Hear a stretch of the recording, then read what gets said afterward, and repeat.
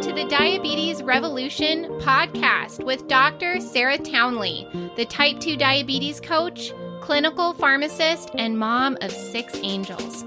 You don't have to struggle and fight with your blood sugars for the rest of your life. I'm here to teach you the skills you need to control and even reverse this disease. There is such a thing as getting off your meds and creating a future free from diabetes, and you can have it too. Let's get down to business. Well, hello, my friend. So nice to see you back here today.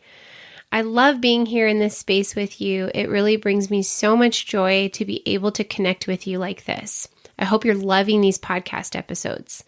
Today, I'm going to speak to a topic that is probably one of the most common questions that I get and that I see on social media posted. And it's about those pesky high blood sugar readings in the morning. So they are absolutely like a curveball, right? Like, why in the world would your blood sugar be higher in the morning than it was when you went to bed last night? Understandably, people get very perplexed by this, think that something terrible is happening and that they're doing something wrong and something awful is about to happen. And so this podcast is all about explaining to you the reasons for this.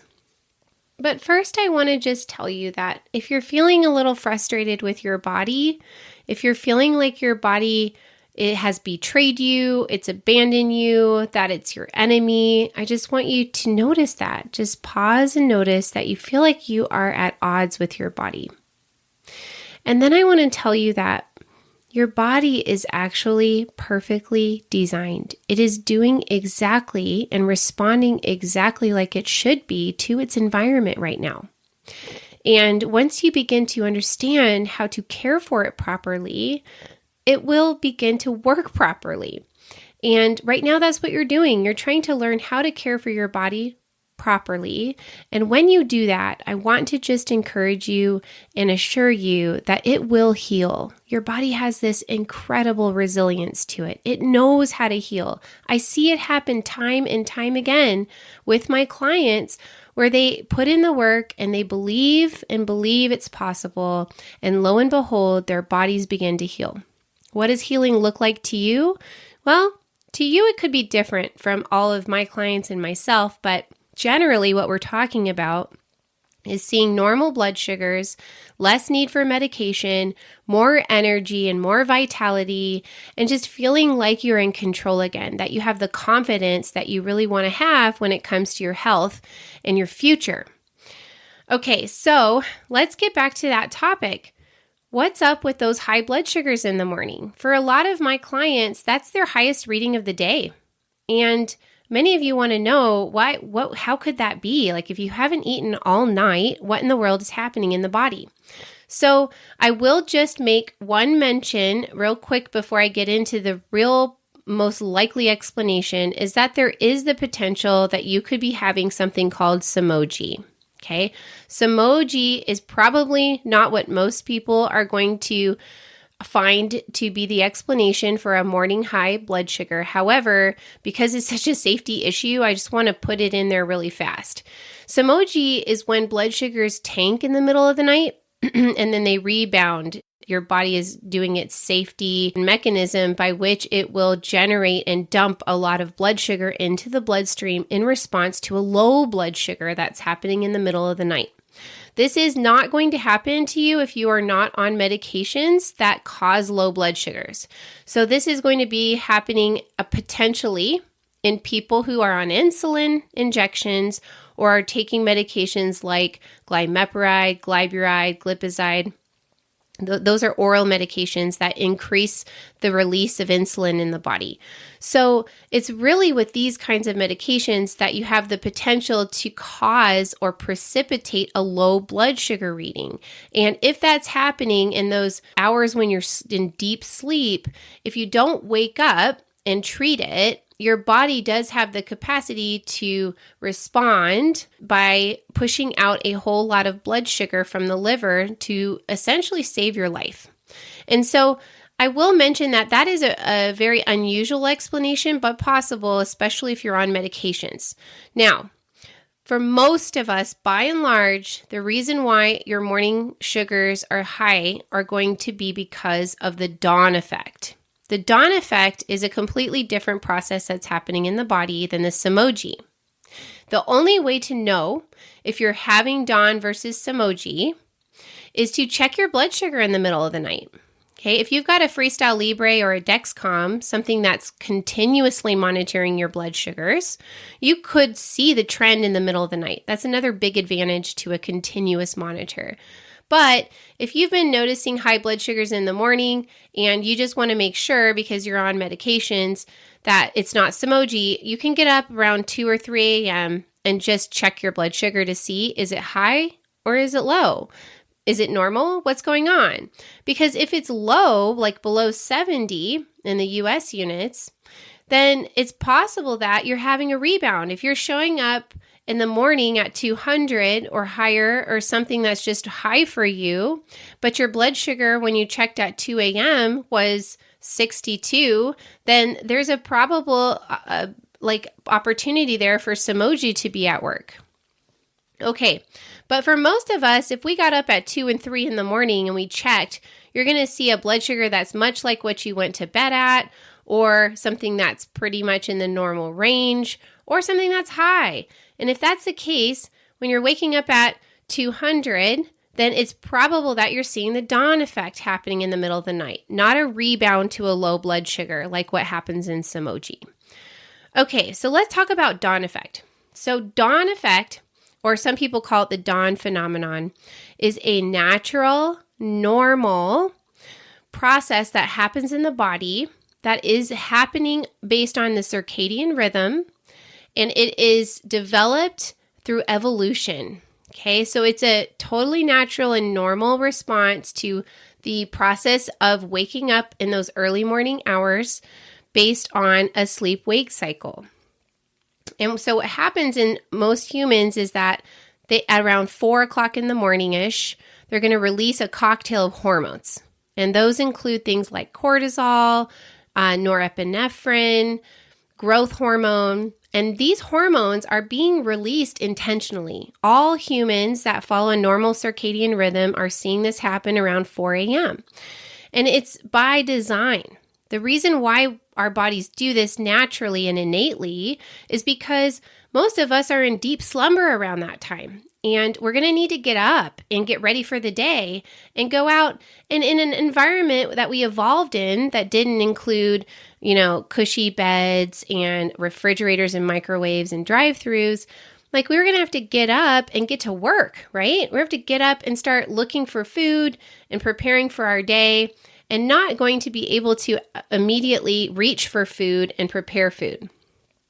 And so if you think about waking up in the bush, 2,000 years ago, which is what our ancestors did and how our bodies evolved, at 4 a.m., their body starts releasing this cortisol, norepinephrine growth hormone cocktail, and it is going to do some very important things to the human body. It's going to get you out of that deep slumber.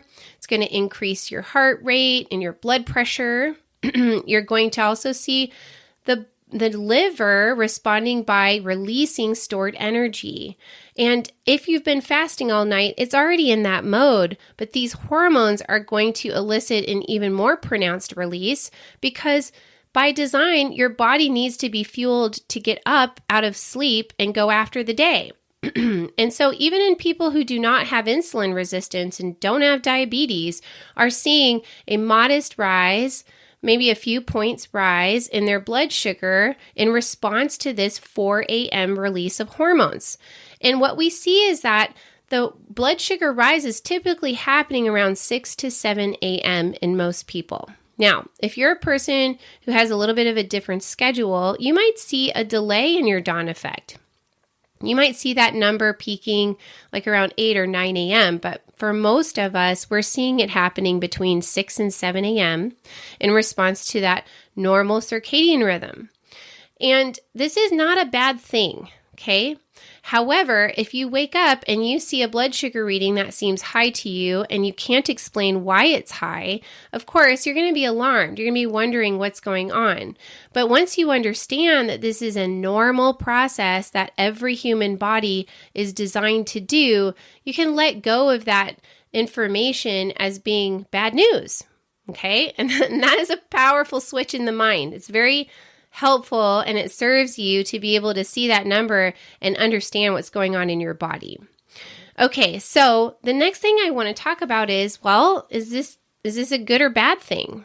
Okay, let's talk about that, because I love to be able to sort of fertilize the soil of your mind when you're interpreting or planting the seed of that blood sugar reading into it, to be able to use some critical thinking skills when you're looking at this number. So most people are going to look at that number and think, oh, geez, this is terrible. I got to do something about this. What can I do about this high blood sugar reading? It's a problem. Okay, first of all, that's a judgment. And I want you to understand that that judgment may or may not be true. So let's talk about why it might not be true. Because that sounds like a crazy idea, right? Like, why would you ever think your high blood sugar in the morning was good news? Now, here's where I'm going to flip things on you a little bit. So let's think about what's actually happening. If you did not eat anything because you've been asleep all night and you're seeing blood sugar that's higher in the morning than it was at night, you know where that blood sugar came from. Right? That sugar did not come from food. So where did it come from? It's coming from your own body. Okay. Now, you need to go back and listen to What is Happening in My Body podcast to really maybe get some context around this. But I'm going to try to explain it to you in a Reader's Digest version right here. Your liver, if you have type 2 diabetes, is the first place that became insulin resistant. The reason is because your liver is responsible for processing a lot of the nutrients that you eat in your food. And what happens when you develop insulin resistance in the stage of the liver, in the phase of the liver, is that your liver has been dealt this very enormous job of trying to deal with all of these incoming nutrients that we're eating constantly throughout the day. And if you're eating a lot of refined carbohydrates multiple times a day over many, many years, your liver has been dealing with all of that intake, trying to process it, break it down, store a lot of it, and package it up and ship it out to be stored in other places. Now, if you're eating refined carbohydrates, your liver is actually storing a large amount of that as fat. And it is because we only have a certain amount of glucose we can store in the form of glycogen. Once we reach the capacity of the amount of glycogen we can store, the liver starts making fat with all of that extra energy that you're eating. And this is, by evolution, this was an important function. We needed to be able to take, in times of plenty, extra energy and store it on our bodies in the form of body fat, so that when we didn't have food around us, we had a storage that we could access to fuel ourselves through times of famine. So if your liver is, in a way, Grand Central Station for dealing with most of the nutrients that you've been eating, and you've been consuming a diet that has been rich in refined carbohydrates, and you're eating that multiple times a day in over the span of most of the days of your life, your liver has a pretty big job. And it's trying to store and process and package all of this extra energy. And what happens in that process for people who develop insulin resistance is that they begin to store a lot of that fat inside of their livers.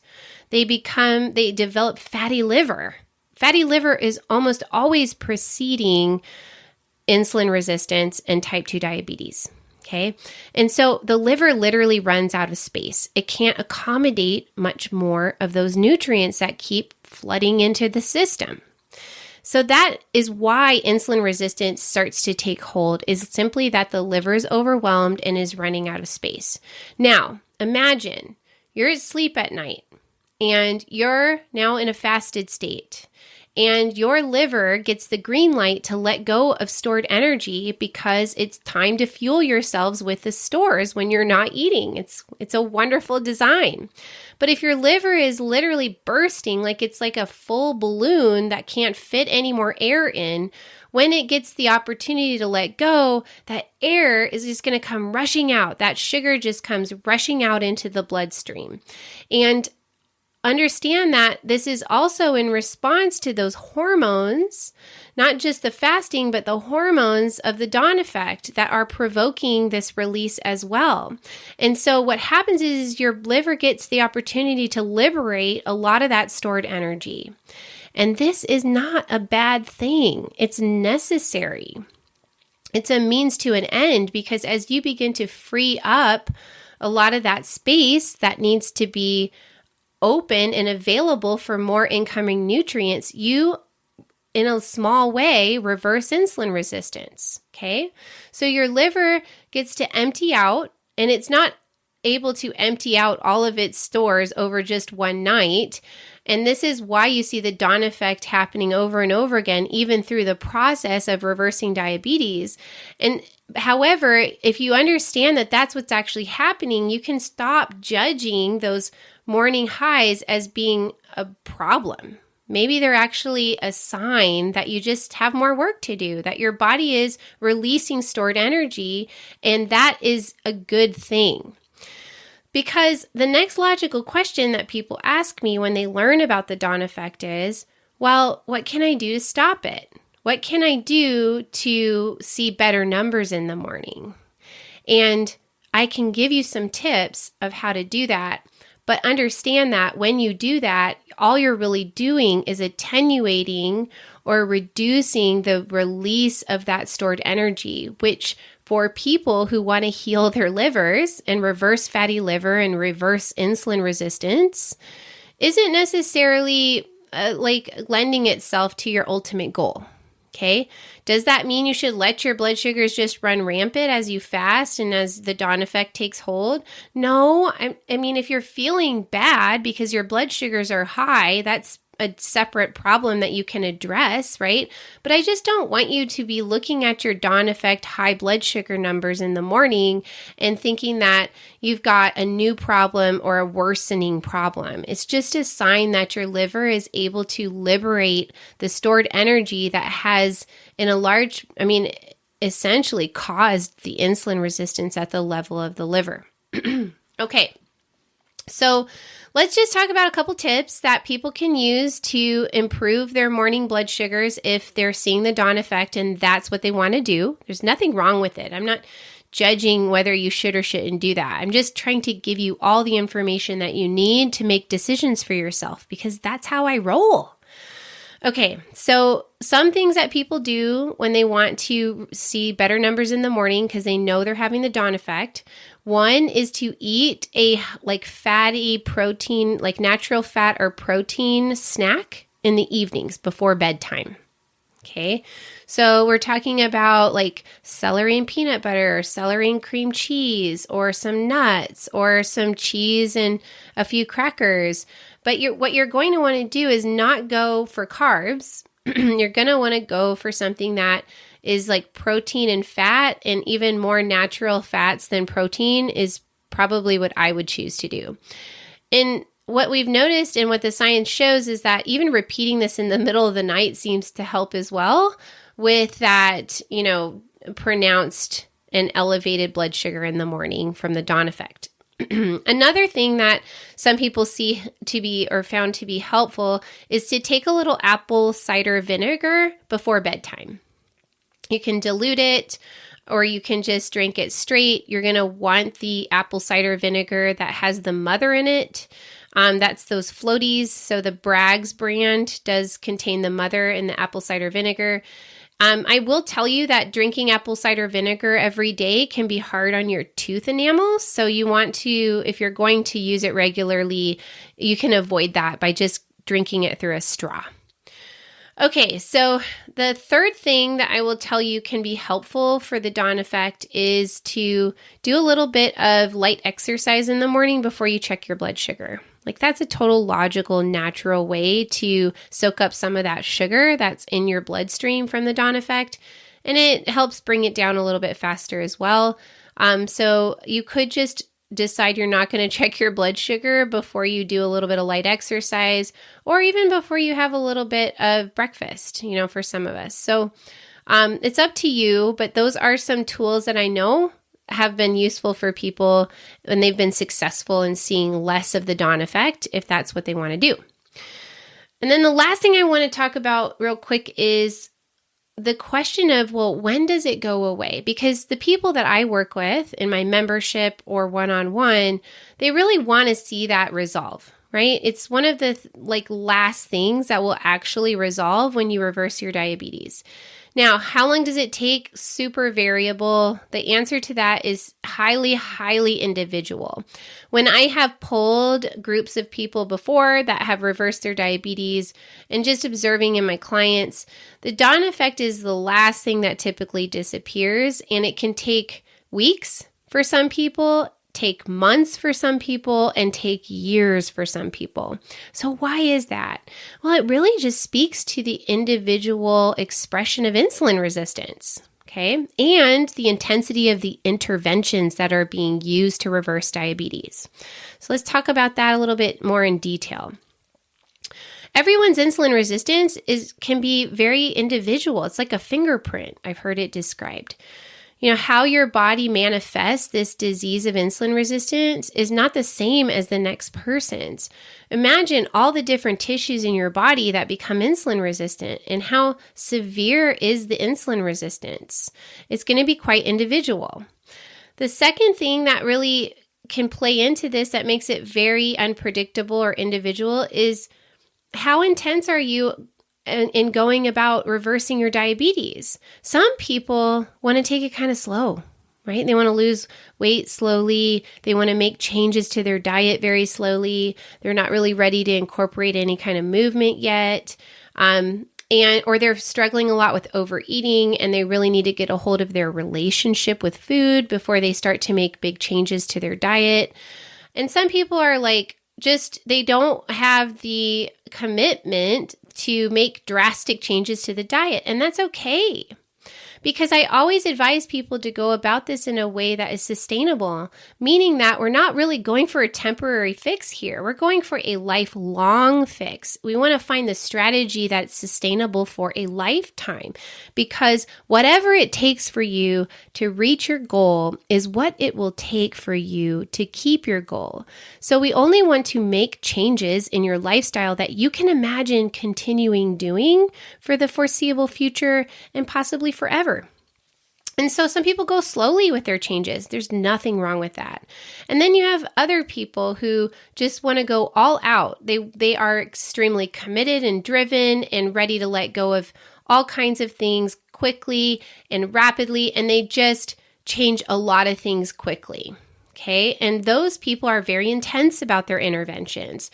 They're going to start fasting hardcore, go keto, and then start working out at the same time. A lot of people can't manage that, don't want to do that. There's nothing wrong with that, right? There's nothing wrong with a person who wants to do that, nothing wrong with the person who doesn't want to do that. But for the person who does want to be that intense with their intervention, they're going to reverse their diabetes a lot faster, right? If you look at some of the programs that use fasting primarily to reverse diabetes, they're jumping in with multiple day fasts. They're healing diabetes rapidly. People are getting off of 100 units of insulin a day in just weeks because the fasting is so effective. And so for those people, if they're fasting hardcore like that, they're going to see their dawn effect disappear a lot faster than a person who's just eliminating refined carbs to start for, this first several months of their intervention or their effort. And so that's why that can take quite a while for some people, and for others, it can be a very rapid resolution. Okay, so I hope that this answered most of your questions around the dawn effect and really answered that question of why is my blood sugar so high in the morning and what do I want to do about that?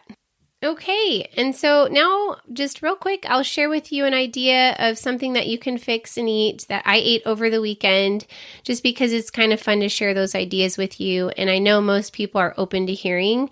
So this past weekend, I made a whole lot of bacon because I made BLTs for my family one night, and those BLTs were that I prepared for myself, just didn't include the bread. Now, I do have keto bread, but I just love them in the lettuce cups. So I put plenty of mayonnaise in there. I know it's a lot of fat, right? We need to do a podcast all about fat and why fat is good for us. But I put plenty of mayonnaise in there. I put my tomatoes that were fresh because we do have some from our garden and we're always trying to find yummy ways to fix and eat our tomatoes. And so I put those tomatoes in those lettuce cups and salt and peppered them. I put cucumbers in there. I laid plenty of bacon in my lettuce cups. And then I put some fresh jalapeno slices on there. And I put a couple of those on my plate and had so much fun. I enjoy those so much. And I hope that you do too. It's super simple and very satisfying. All right, I will see you guys next time. Thanks for joining me on this podcast. I'm loving every minute of it, and I hope that you got some information that really helps you find some peace today. High five for tuning in with me today. You are getting smarter and stronger when you show up for yourself this way. You can get more free tools to help you control type 2 diabetes on my website, sarahtownley.com. And if you're serious about ending your struggle with diabetes, join my membership, The Diabetes Revolution, where you work with me in a community of people just like you. See you on the next episode.